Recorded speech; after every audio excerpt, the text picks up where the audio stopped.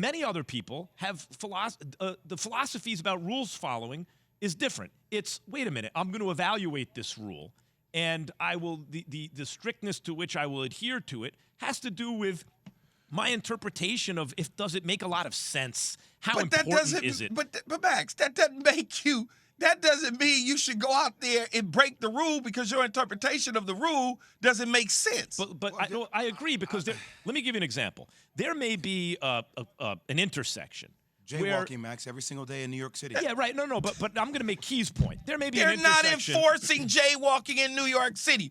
Jaywalking in Los Angeles, your ass going to get a ticket. Yeah, It's that's a true. rule. But there may be an intersection. Jaywalk in L.A., you're going to get a ticket. You're right. There may be an intersection where it doesn't make sense to you why you can't just make this little left turn. So you make the left turn, but what you didn't know is there's a blind spot over here and blah, blah, and you wind up in a traffic eye. Oh, that's why you're not allowed to make the left turn. In other words, sometimes when you think that it's okay for you to evaluate rules and pass judgment and decide which ones you're going to follow, picking and choosing, you're overstepping because you're really not in a position. The reason the rule is in place is because it applies to everyone, and you shouldn't make yourself an exception. On the other hand, Key, what Jay brings up about jaywalking is true. There are times where you look around and you're crossing the street in New York City and you're going to jaywalk, and if a cop were to give you a ticket for it, you'd be like, are you kidding me? But even if you're in L.A. and you get a ticket, the ticket isn't going to be like a $20,000 ticket. That's to the level. So I'm associating, Key, jaywalking with gambling to a degree, right? I understand. So what you're saying is, hey, so you jaywalk, we're going to give you a year ban from the NFL. And you're like, but wait a second, this is so normalized now. This is like jaywalking. I can make the argument, though, Jay, Key, I can make the argument that, Jay, what you're saying, because it's so normal, emphasizes and highlights what Key is saying. In other words, look, if gambling is going to be so pervasive in sports, there need to be extremely bright lines drawn. Do not cross this. Even if it seems in the moment like it's harmless, if this is going to work, we need to make sure that players don't bet. If you're in the NFL at all, don't bet on the game. All right, so guess what they're doing, Max? I was shocked that Calvin Ridley did this on his own, because what guys do, you have a guy. You have friends. Hey, guys, this has been going on in sports for a long time. Yes, like but you have friends. Jay, it's in the CBA, baby. You can't do it. I hear what you're saying. You cannot do it, and I understand. You can't do it. I understand the jaywalking in New York City. Again, those rules are not enforced. I understand what you just said, Max, about there need to be a nice red line that says this. Guess what? The red line is Calvin Ridley. Yeah, so the next time one of you knuckleheads out there gamble and you get caught, no, you getting ready to risk an entire season for $1,500. 100%. What I am pointing out is that is why the punishment is so out of proportion. There is a. Look, I'm not arguing about the egregious year ban. That's what I'm talking about. Whatever they decide to do, he can appeal it. Whatever the case is.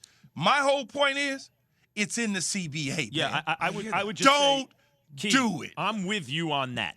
What's happening here, our analysis of what's actually happening is the same. Because of what Jay said, gambling's pervasive. In order to preserve the integrity of the game, there's a line you can't cross. Even if that act in crossing the line really doesn't touch the integrity of the game. Don't cross this line. We're not going to go anywhere near that. What I am pointing out is what Jay is saying. That's where my heart is with it. Like, I know why he's being punished. Yeah. I know he's being made an example of because they're afraid of a slippery slope. But I just want to point out, the actual infraction itself is not a moral infraction and is a small ethical infraction that they're punishing out of proportion to do the thing you're saying, Key. It's not a big. They're making it a big deal. It's not a big deal. It's not a big deal. He didn't like. Well, in other words, it's it is not a Calvin big Ridley, deal. bad guy. It's a big deal. That's fine if it could be you a big deal. You cannot do it. A year of being banned from the league. Look, man.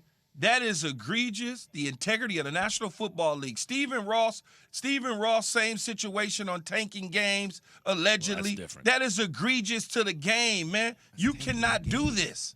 If I found out Calvin Ridley bet against his team, I'm with you. If he's not active at the time and he's putting a parlay on some football games and it includes his team to win, I know, Key, what you're saying. You got to make an example out of him and punish it out of proportion to send a message. But I'm not going to shake my finger at I might shake my finger at Calvin Ridley and say, not smart. but I'm not going to say bad Calvin Ridley. It's just I don't think not he's a smart. I don't Calvin think he's Ridley. a bad guy. I think he's not, like you said, Max, not smart. Not right. It's not smart.